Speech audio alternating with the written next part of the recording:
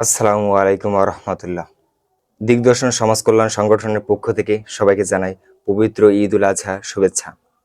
ত্যাগ, মানবতা ও সহমর্মিতার মহান শিক্ষা নিয়ে আমাদের মাঝে এসেছে পবিত্র ঈদ উল আজহা। এই ঈদ আমাদেরকে শিখায় শুধুমাত্র কোরবানি নয়, মানুষের পাশে দাঁড়ানোই প্রকৃত মানবতা। দিগদর্শন সমাজ কল্যাণ সংগঠনের লক্ষ্য শুধু সাময়িক সহায়তা নয়, বরং মানুষের পাশে এমনভাবে দাঁড়ানো যেন তারা নিজেরাই নিজেদের কর্মসংস্থান সৃষ্টি করতে পারে, আত্মনির্ভরশীল হতে পারে এবং সমাজে সম্মানের সঙ্গে বাঁচতে পারে।